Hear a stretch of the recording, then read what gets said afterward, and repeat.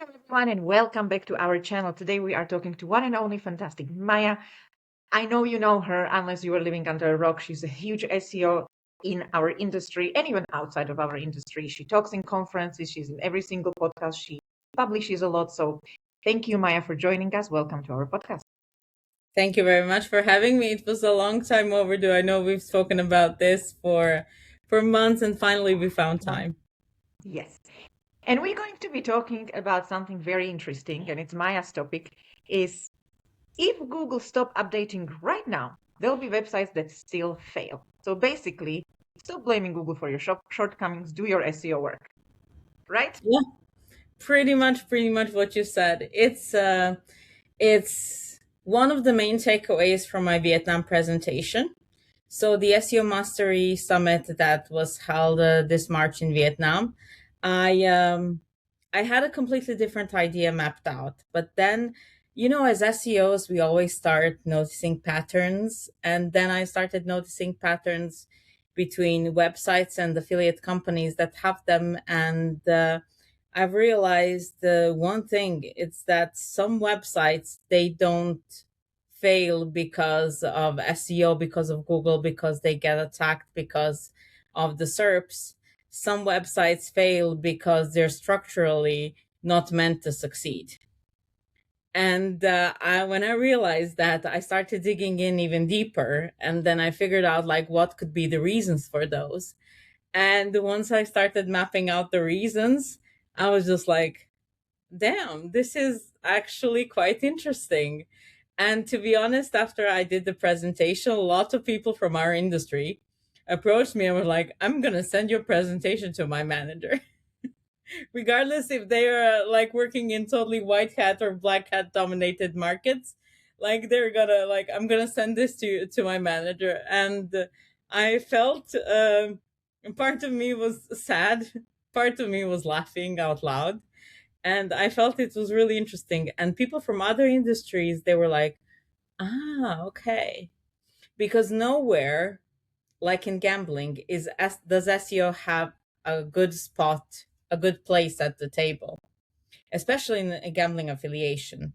We are the main person in the room. At least we should be. We But should most be. often sometimes they're not. So my presentation kind of touches base on that as well. And yeah, it was really fun.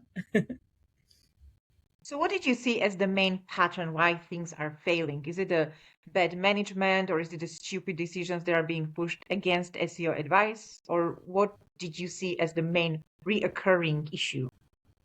I think a lot of SEOs have their own theories. Like the main one that I saw is chasing the next shiny thing. And I've even had SEOs tell me like I suffer from that. Like I always chase the next shiny technique, the next shiny strategy in SEO, etc., without actually. So the main point behind chasing the next shiny thing is that when you hear about a new market, when you hear about a new SEO strategy, when you hear about a new SEO approach, etc., you immediately pivot to that because that's where the money printing is. Uh, if you do that and you abandon all the SEO that you've done so far, that's not the right way to do it.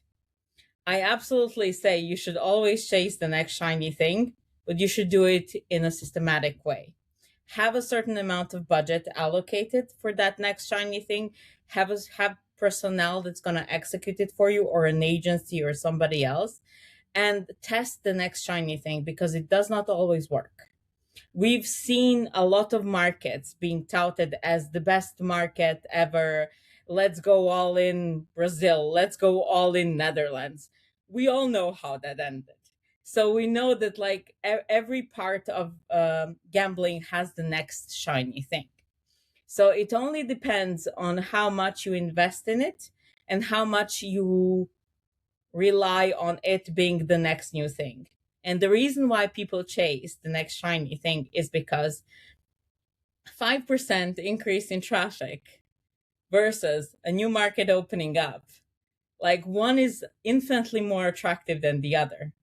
Even though 5% increase in traffic can get maybe a lot more money than the new market opening up, it's very easy to sell upwards. And then obviously when you have the next new shiny technique and then everybody's doing it, you also kind of feel left out, so you want to invest in that as well. But if you abandon all the good basic SEO work that you've done, all the good SEO work that has given you results, and just rolling everything, abandoning the old roadmap and just rolling everything into the new stuff, what's going to be left to make you money? So at the moment, when you look at it, it kind of starts to look as a systematic decision.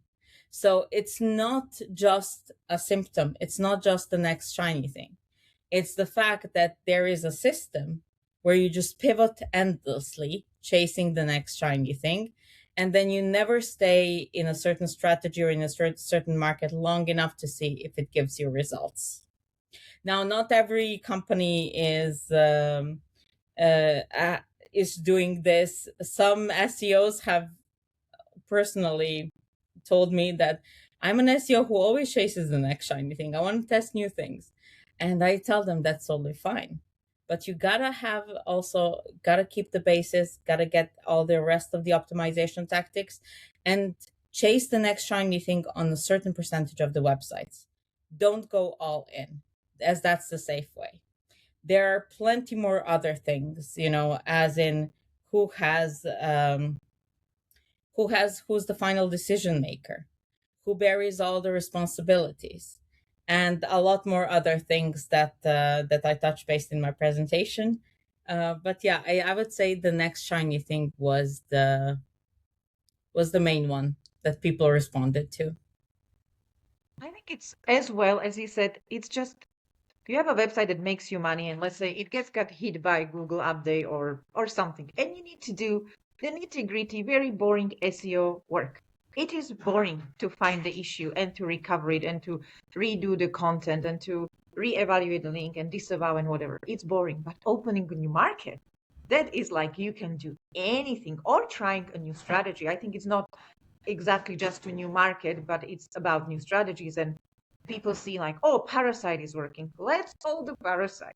Or latest, the canonical trick that lasts 1 2 weeks, but everybody suddenly is like, oh, let's do that. And they are risking their websites that maybe are dropping but could be saved. So what is it more? Is it the new market or is it the new strategy? What do you think is more likely to fail you? I personally think is the new shiny strategy like canonical abuse, because we actually don't know how it works, if it works, when it works. But people just tend to like, oh, let's do that.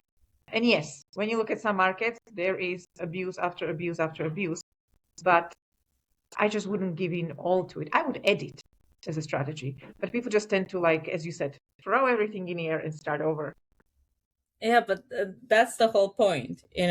I don't mind either, as long as it's done in a structural way, as long as you have like proper amount allocated to experiment with that, as long as you have websites that you can burn, as long as you have money that you can invest and you are okay with however that finishes, as long as you have an approach that is gonna get you there, I don't really mind.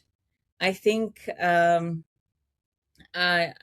one of the main takeaways was just systems. So in order to get and we're coming back to the main takeaway, which was even if Google stopped updating today, there will still be websites that would fail. And they wouldn't fail because they lack money for links, etc. They would fail because they're not fast to answer to the ever-changing market of SEO. So chasing the new shiny thing is actually a good thing if you plan it properly. But if you don't plan it properly, you just end up in an incessant loop of just like going one thing after another. So it's all about properly approaching it. And that's why I say, so if Google just stopped updating its search results, if the SERPs stayed the way they are today, and you have a talented SEO team that could crack those SERPs. It might take them still 6 to 8 months to roll out changes because of the structure that you have set up, because your tech team is slow, because your content team has other priorities, because there's a constant shift in strategy. So if those are the problems that your business has, SEO and competitors in SEO are the least of your problems. Because I personally believe that Parasite SEO became, and that's one of the things that I mentioned in my presentation, is because SEOs looked at it and they were like, I can rank for this keyword with your websites or without them. Because at some point you're just like, you're just sick and tired of having your hands tied. And you're like, hey, I mean, all of these signals like domain authority, topical coverage, etc., they're not safeguards. They're exploitable signals.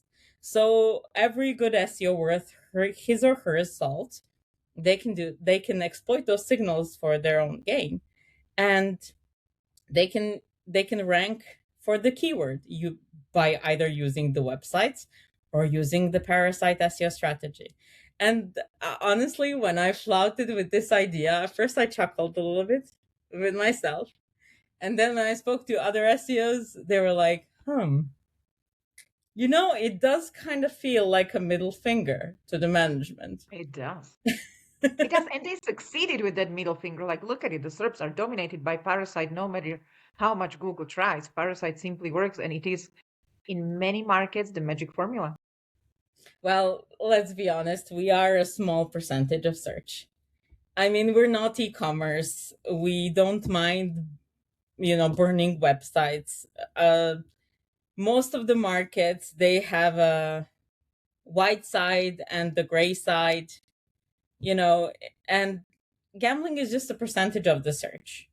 I mean, if you look at e-commerce, if you look at general search results, if you look at travel, if you look at other industries, huge search volumes, huge amount of websites, but everything is built on brand and everything is built on trust. Meanwhile, our industry is not really big on trust. We had a moment, if you look backwards, where we were focusing a little bit on brands, and then we pivoted to user experience, and now we're pivoting to Parasite. And I found that to be like super interesting as to why we did that. So like one of my theories was like SEOs kind of got bored. They were like, I can rank for this keyword with your website or without it. Because I think a lot of SEOs would actually know how to rank for the keywords. We just don't have either the proper domain needed or the proper budget for links or the proper execution volume or anything else that's needed depending on which market you're working at, or even the domain age, whatever. So at some points you figure out what you need to do in order to rank, and then you replicate it on a website that's totally unrelated. And yes, I've seen the examples. I've seen some of the websites. I think like the funniest one was in Serbia, where they used a website of a church. I thought that was super hilarious. And of an archive, of like an old archive of a county in Serbia. So I thought that was super funny. But all in all, yeah, that was my whole point. I think timing is another thing you touch up on. And this is what lots of companies, bigger company, less timing, they just don't allow projects or websites to work. I think many times we run into like, there is a great idea and they start on a project, whatever it might be, doesn't have to be SEO, but many times SEO, of course, because we mainly talking about affiliation here. And then after 3 months, it's not making them rich and they cut that project. I mean, let's be real. Any product takes time, and SEO especially takes time. There is no shortcuts unless you are doing the tricks to it. But if you are planning to do something proper, that should bring you future. I think I keep seeing this over and over and over, that there is no time allowed to actually grow the project or to create good SEO. It's actually quite a great point. So, like, what do you do in that particular example when the management tells you, listen, we want to know if we can get results in 1 month or we're killing the website? So, like, I think a lot of SEOs have been approached by this, and they were like, like, listen, guys, like, we're not sure if this website is worth investing in. And I think that's a valid concern to have for like every business owner, because there are plenty of websites.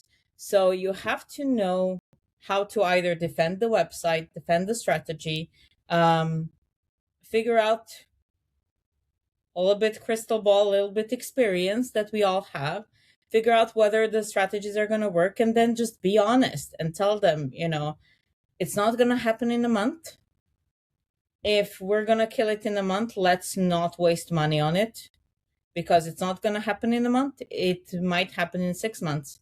But if we don't want to invest more money in it, then let's kill it now and invest money in something else. I think communication is actually quite important there, because um, everybody's looking at it from a perspective of profit and gain. And you can see a lot of strategies that kind of speed up the results, but they also come at a cost.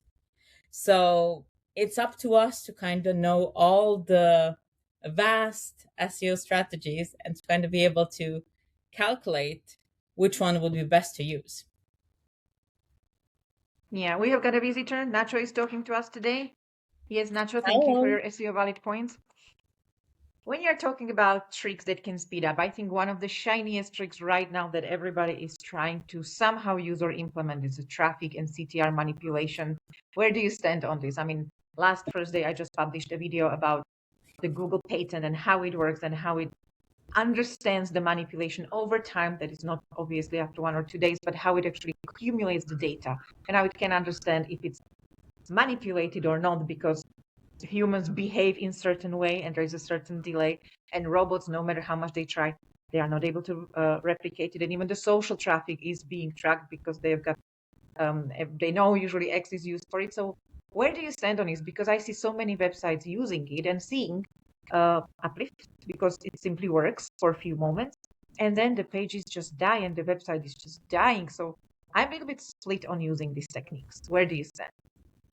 So, CTR manipulation, are you thinking of the viral traffic coming from social Yeah. media and And replicating the human traffic, or and manipulating the Google auto suggest?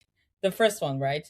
no, the bots, yeah, the actual bots and social media traffic and all of that. Yeah, We send, I because see it. traffic is a ranking signal, and now you're position 7, and we send you traffic and you go to position 4, and then you drop and drop further.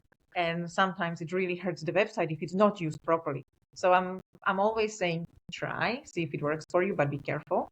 Don't trust everyone who tells you it's a good tool. It's not always a good tool. So yeah, I'm split on this. I really am split on this. Well, this is what I advise.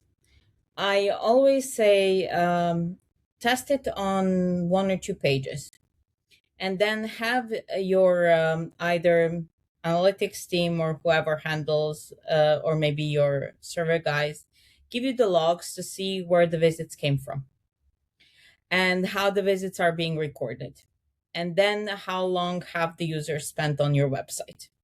Because what they're trying to mimic is a trending signal. The trending signal is something that Google uses to push newsworthy content on the top of the SERPs.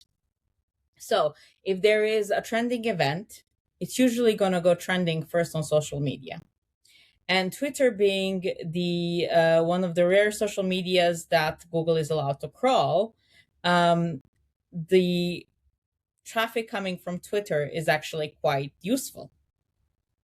So if you have traffic coming from social media, that means that your page at the moment is trending. So that means that Google considers it as a page that has a trending topic at the moment. So if somebody is Googling for the keywords that you usually rank for, they're going to push your page to the top. However, if, as with any trending signal, it's going to last for a few days, because That's how long the news trends last. And after that, you might drop. You might drop to where you're used to rank, or you might drop lower. That really depends. However, you have to understand one thing. When you have a page that receives that type of traffic, that means that the content on that page should be fresh because it's a trending signal. So if that content on the page is stale and it does not compute, how can stale content all of a sudden trend? Okay, maybe it will trend once, maybe it will trend twice, but it cannot trend every week or every payday. And then if you look at it, when the usual trending happens, there's always a link. There are always links following, right? When there's a breakout news, there's always links following, and there's always mentions. That type of strategy is never followed by follow-ups.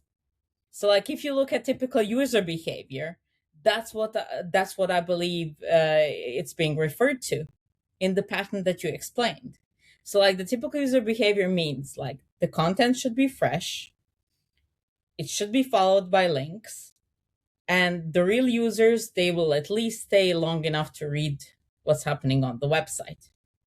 Now, if that continues in a cyclical in a cyclic manner, that that might be a red flag, depending on how often it happens on each market and how much Google actually invests in that market and knows about that market, and how much the data centers actually update in that specific market.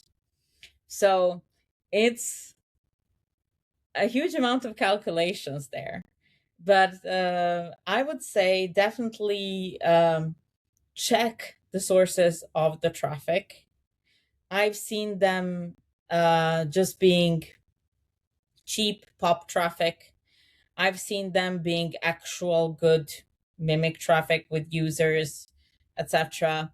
There's a lot of things out there, and I do believe the most successful people in our industry have their own version built.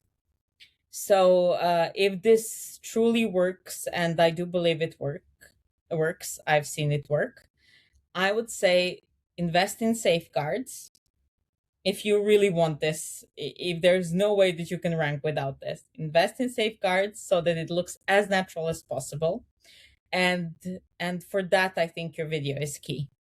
Because in order to understand what the safeguard for that specific ranking signal is, you need to understand the pattern. You need to understand where it came from. And that's why the SEO nerds are there. Those souls that share the patterns and try to explain it and nobody understands it because it's a pattern. But that's why it's important for you to know this, because you can blast these things and then gather up the experience by actually surviving through those things. Or you can read the patent, kind of try the dots, see if it works, and then try it that way. But there are a lot of providers, and it's not a new strategy at all. It is not, but it's very popular to jump on and just think like it's going to rank you. But as you said, it ranks for a moment. It's not long-term strategy. Oh no, It's just it's not meant pushes to you be. for a moment. And people, I think, don't understand this because when this comes and they see that I went from position 10 to position 3 in a day because of the viral push, then they start to abandon the good SEO. Why would we invest in content if we can do more pushes? Why would we buy good links if we can do few pushes? We don't have to fix it technically because we can do few pushes. And I think this is when they get to the cycle that actually harms their website. Yeah. I Makes mean, you think. it's like that old experiment, when you just like ding ding ding ding ding ding ding while there's reward. And Yeah. it's I don't remember the experiment, but I think it was either dogs or rats. Like they would have to like press a button and they would get food, and then all of a sudden they would just like be pressing buttons because the food would come all the time Yeah. until it stopped coming, but they would still be pressing buttons. So I Yeah. think That's it's us, just human unfortunately. behavior. I think it's just human behavior. I'm gonna look up where the experiment is coming from, but I think it's just human behavior. You found something that works, you want to see it through. But I don't think we are allowed to play. I mean, you can play with your own assets, that's totally fine. But as an SEO working for a company or as a consultant consulting, like you're there for your expertise. You're not really allowed to play with other people's websites. So you can only advise them to the best of your knowledge and to the and point out the things. But ultimately, the decision is of the owner of the website. And as long as they have all the information in front of them, everybody's an adult here. They can make their own decisions. Unfortunately, I see many times bad decision being made because, as you said, new shiny thing. It works right now, therefore it's going to work forever. I mean, PBNs used to work in time, and then they stopped, and then they came back. And lots of manipulation, keyword stuffing used to work, and it stopped. So I think people just get, and this is where good websites die, and this is when you simply fail. As you said in the beginning, it's even if it's everything stops tomorrow, there will be still websites that fail, even if Google is not punishing you with a penalty or DRAM. It just Yeah, you're it's just completely right. I think series at of the stupid moment, decisions. yeah, fair. I think at the moment there are two schools of thought in SEO right now. One of them is Google has been working for ages um, to stop sending you traffic. They've started with zero click SERPs, and now they're moving to AI overviews. So what's happening is that Google is trying to normalize user behavior from destinations to actual answers. So you ask them a query, and then they provide you the answer right away. They don't send you to a destination so that you can get the answer right away. So there are voices in our industry that say that if you're still reporting on traffic, you're reporting on a metric that the industry has abandoned completely. And then there is the other way, which means Google is broken. Let's exploit it as much as we can. Do everything you want to do, burn websites, try and get rankings because at the moment you can. It's super easy, it's super cheap. um oh, cheap, and you can do it right away. So there are two schools of thought. One of them is like you should build brands because that's the only thing that's going to save you from search engines stopping the traffic towards you, because you're going to be able to exist as a brand. Everybody knows Amazon. They don't have to Google it. They can just go to their apps. The thought opinion, the second opinions. How do I say this? The The second second school of school of thought. thought the second school of I'll Google thought them, don't worry. the second school of thought is behind all the tactics that says Google is broken, exploit it. Like buy all the links that you want, push whatever means that you have, enjoy it while it lasts, and just start printing money. The thing about this is that many companies, they neglect that both of these versions, they require a certain SEO approach and a certain technical setup.